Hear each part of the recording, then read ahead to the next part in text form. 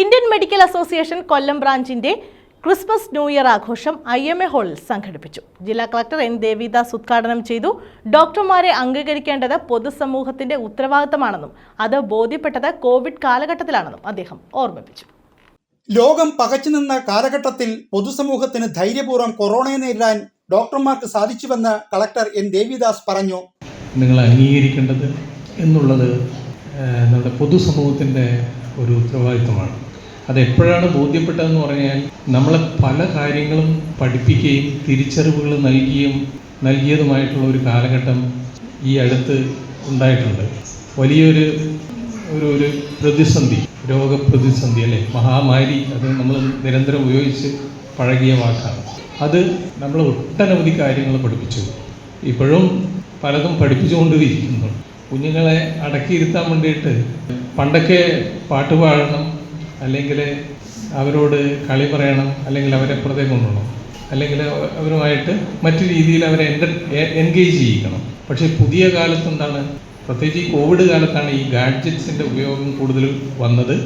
ഉടനെ തന്നെ അച്ഛനും അമ്മയൊക്കെ ചെയ്യുന്നത് എന്താ, കുട്ടികളെ രക്ഷിതാക്കൾ അല്ലെങ്കിൽ മാതാപിതാക്കൾ കുട്ടികൾക്ക് ഈ മൊബൈൽ പെട്ടെന്ന് സൈലൻ്റ് ആവും. അതില്ല എങ്കിൽ അവർ പെട്ടെന്ന് വയലൻ്റ് ആവും. ഇപ്പോൾ പുതിയ ഒരു രോഗാവസ്ഥയും കൂടി വന്നിട്ടുണ്ട്. അതിനെ തുടർന്ന് പല പല സാഹചര്യങ്ങൾ പോലീസ് ഡിപ്പാർട്ട്മെൻറ്റ് ഒരു സംവിധാനം തന്നെ ആരംഭിച്ചിട്ടുണ്ട്.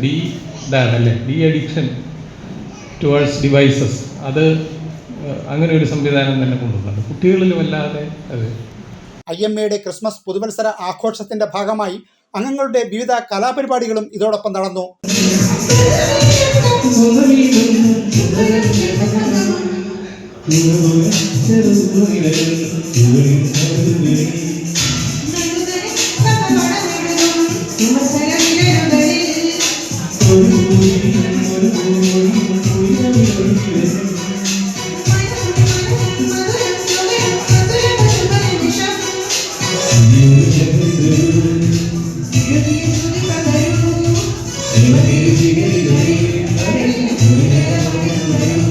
പ്രസിഡന്റ് ചന്ദ്രസേനൻ അധ്യക്ഷനായിരുന്നു.